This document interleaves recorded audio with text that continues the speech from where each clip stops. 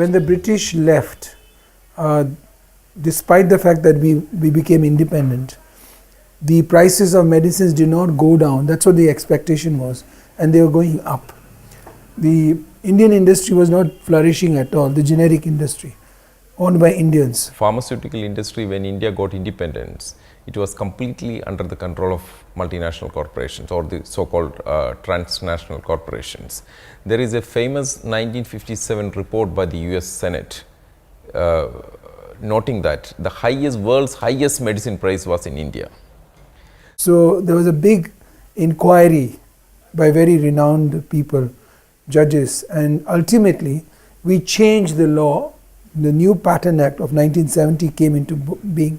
One of the most important provisions which the 1970 Act incorporated, which has got lot of significance for health, is that it took out product patent regime from the fields of pharmaceuticals and agrochemicals. The abolition of product brought the competition.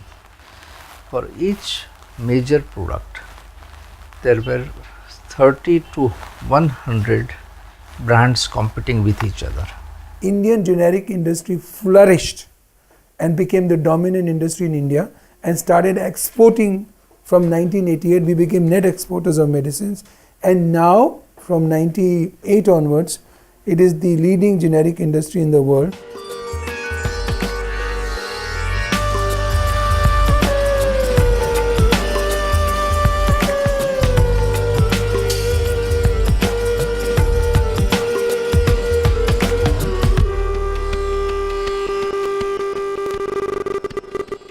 In India, I think one of the important things which distinguishes India from other countries, one is that the pharmaceutical companies in India are very strong.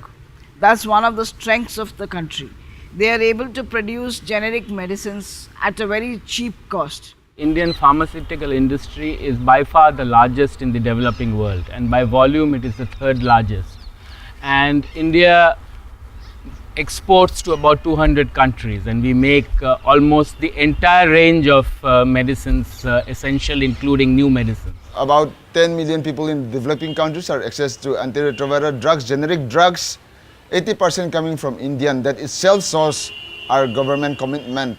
So it's a key source of generic, safe and quality pharmaceuticals to the developing world. That's why it's called the pharmacy of the world.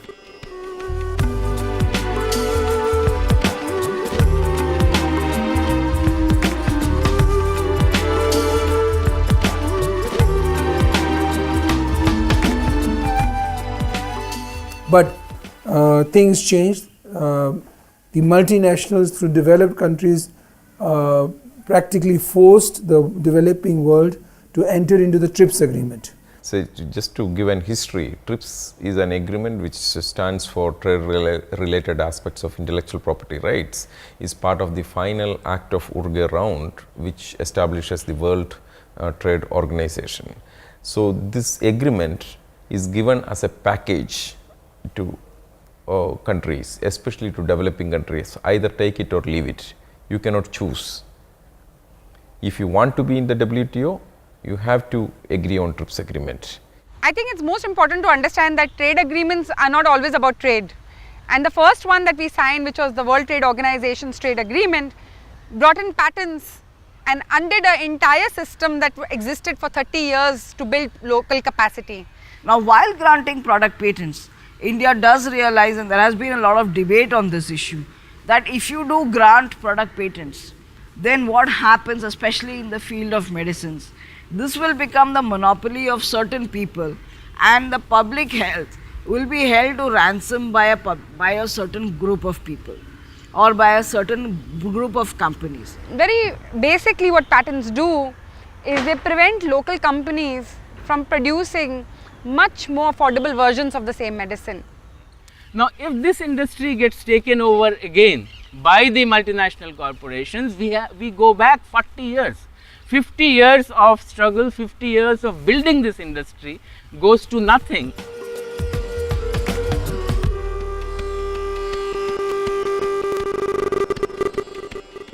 Now, this position post 1995, and particularly after 10-year transition period under TRIPS from 2005 has changed. India has become subject to product patent. As a result, large number of new medicines which are produced and marketed only by one company, and this is a multinational company, they have a monopoly in the market, and prices of this medicine is so prohibitive that not even 0.1% of India's population of more than 1 billion people can afford these medicines. India has one of the poorest public health systems. So often when people are sick, when people require medicines the most, they have to buy medicines from the retail market.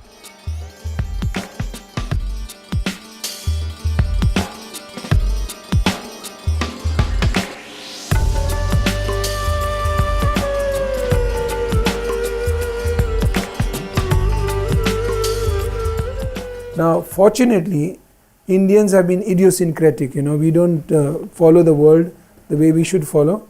So we didn't have a patent law which had product patent protection. And from 2005, a lot of thinking went into it, and amongst the civil society and community also there was a lot of thinking. And we found that what was happening in the developed world was that new pharmaceuticals that were coming on the market were not genuinely new novel compounds. 75% were just replicas or new forms of known substances. In the West, generally what happens, that one comes with a new product, and after 15 to 18 years of having enjoyed the patent life, they make a minor modification in that formulation or that drug and apply for another patent. And like this, they go on keeping the patent alive, so the monopoly remains alive. It is a strategy of various companies to first take a patent on the first molecule, take another patent on the polymorph, take a patent on the tablet, take a patent on the injection, and so on and so forth. So the second generation, third generation, and so on, other formulation and other patents.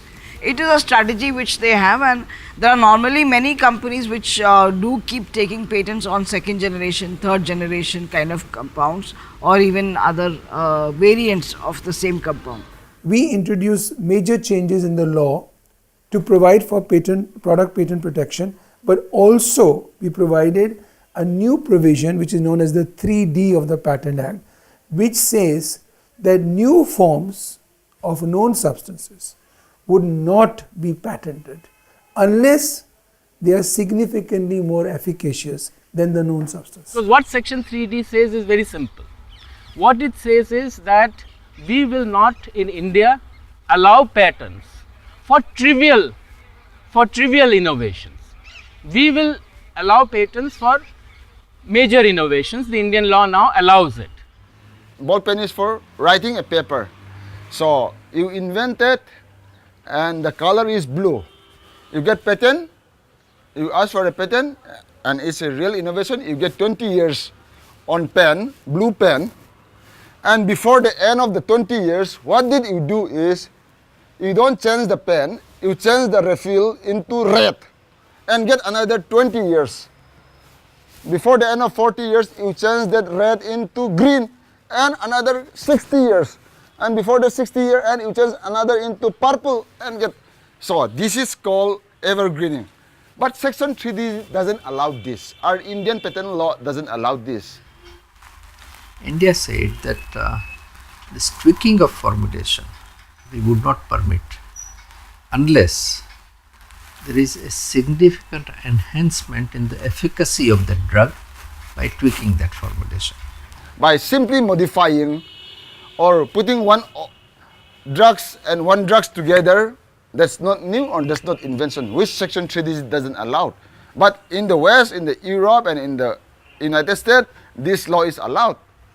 And this is what bucks and pistol the multinational companies because they don't really do innovation or invention. Now, the case which has attracted worldwide attention so far as Indian Patents Act is concerned, it has come to be known as the Novartis case after the company's name.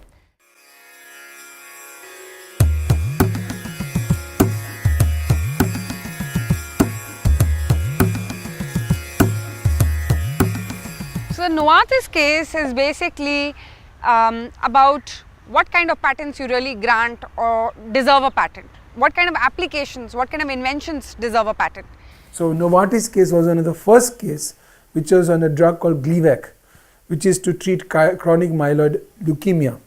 And basically they wanted the beta crystalline form of a known substance, which was the imatinib mesylate or the imatinib based compound, to be patented. It's only the polymorph, the second generation, which Novartis is trying to get a patent in India. The medicines like imatinib mesylate, which is using for the treatment of chronic myeloid leukemia, which is not available at free of cost in Indian public healthcare facility. So therefore, it is important that these medicines should be available at an affordable cost.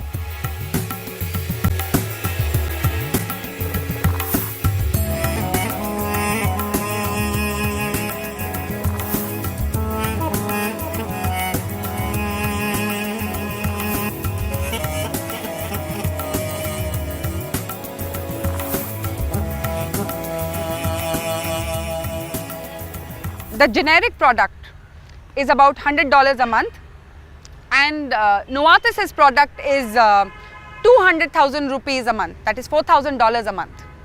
So we have to choose between $100 and $4,000. So of course we are not saying that everyone who needs it gets it, but the larger number of people are able to access it. So this drug is very essential, and since one does not know if all the cells which contain this particular pathogenesis or pathogenetic event has occurred in these cells, whether this is completely cured or not is not a certainty, and therefore the drug is recommended always lifelong for the patients who have been diagnosed with chronic myeloid leukemia. We were the first group to oppose it, the Cancer Patient Aid Association. I appeared as a lawyer for them, and they lost there. Once they lost that, they realized that unless they challenge the 3D provision, they will never be able to succeed. Now, they challenged, they lost, and the Madras High Court held that this provision was to protect public health. And the judge basically said, no, it's not unconstitutional to save lives. We have a right to health, and we will balance this patent law with that. So they lost there, and then they were relegated to the appellate board. In the appellate board, they still lost on 3D. Now it's important to understand, in the Patent Controller Office, they lost on novelty, obviousness and 3D. But in the appellate board, they won on novelty and obviousness, but they lost on 3D. So the IPAB felt, after hearing the parties and after considering all the evidence, that there is no better treatment, no better effect on the patients offered by polymorph. Therefore, they rejected the patent. Novartis then went right up to the Supreme Court.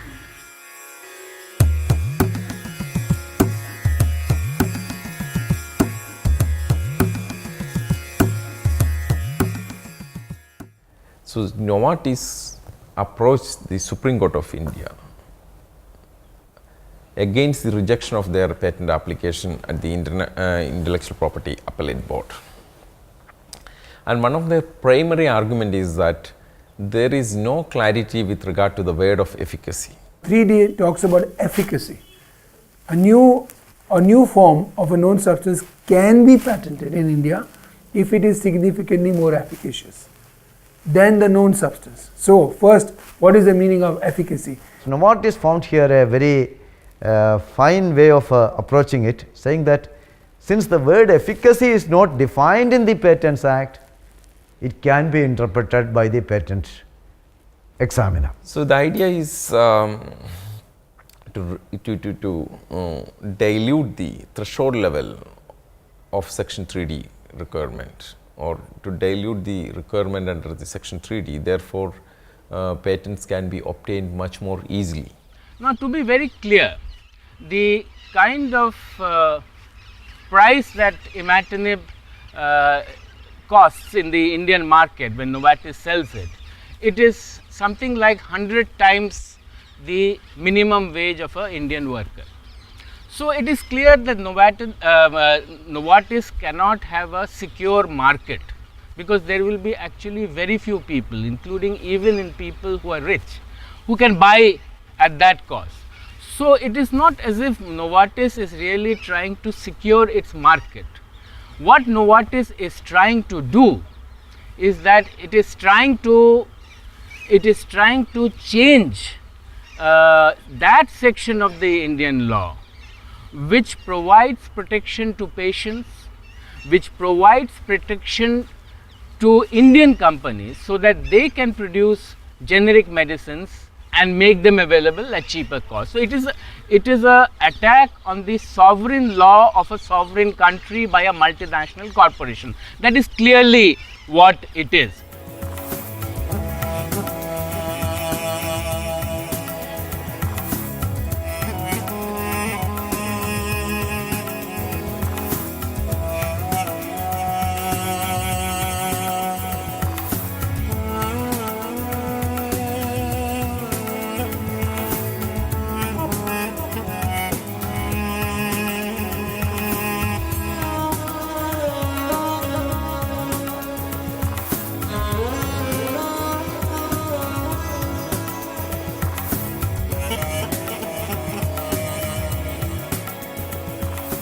In some ways, Novartis represents the big face of big pharma in India, whether it's Pfizer or Abbott or Gilead or itself. They have used the rejection of one patent application to challenge Indian law repeatedly. And the whole of the multinationals are behind them. It's not that they are just arguing for themselves. They may have paid the lawyers, I don't know. If Novartis wins this case, then that would constitute a dilution of patentability criteria in India. Novartis is questioning in section 3D of India's Patent Act. Now, if Novartis wins in this case, it's potentially a disaster for not only India but all developing countries which cannot afford these medicines. So if 3D is actually altered by judicial interpretation to our, against us as it were, to our interests which are adverse to us, then it will affect the production of generic medicines in India. But because generic medicines are actually exported and impact the developing world, it also impact access to medicines in the developing world, not only antiretrovirals, cancer medicines, diabetic medicines. Why we fight is it's about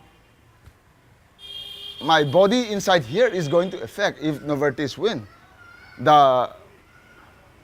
For the last 10 years, my HIV is under suppress. It's going to wake up. Why? Because Novartis, if they win the section 3D and section 3D is taken out from our patent law, then all our generic will be stopped, and if our generic will be stopped, then people living with HIV/AIDS won't be able to access to this generic medicine. So it's not just about Novartis or branded medicine or cancer medicine or just HIV, but it's affect people living with HIV/AIDS directly. So it's not just a cancer medicine. This is the court case that will determine access for everybody in developing countries. So many organizations have joined into the campaign. There's Treatment Action Campaign in South Africa, many others. But if you ask me, the biggest role has been played by an independent Cancer Patient Aid Association who decided not to take just the donations and just shut its mouth, but decided to go to court to protect access to treatment.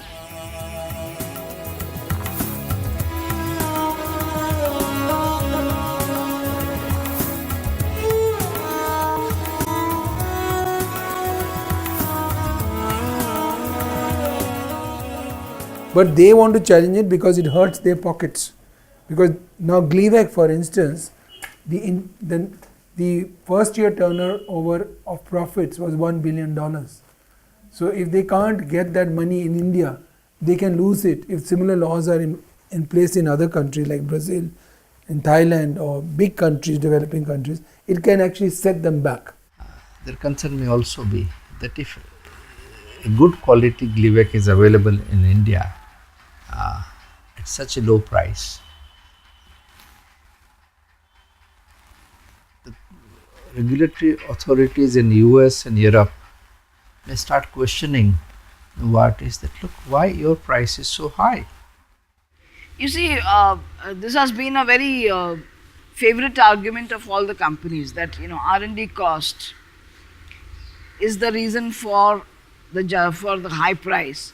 But in effect, if you see, the R&D which has been done by these companies is not only for India. The R&D actually is done for the patients all over the world. And if one calculates the actual amount of R&D done and versus the amount of money recovered, so it completely overcompensates, not just compensates, it overcompensates. So R&D, really speaking, cannot be said to be a argument for the high price. The case has been going on for 7 years now, and this is probably the 8th year that it's going on. The decision from the Supreme Court is awaited.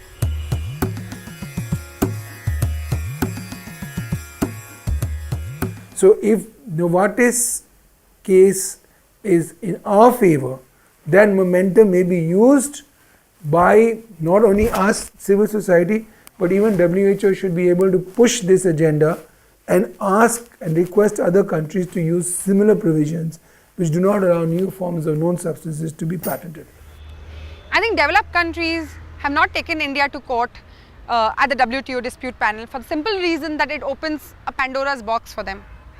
South Africa might want to think about it because they might want to change their law, and Thailand might want to think about it, and maybe several other countries might want to think about it.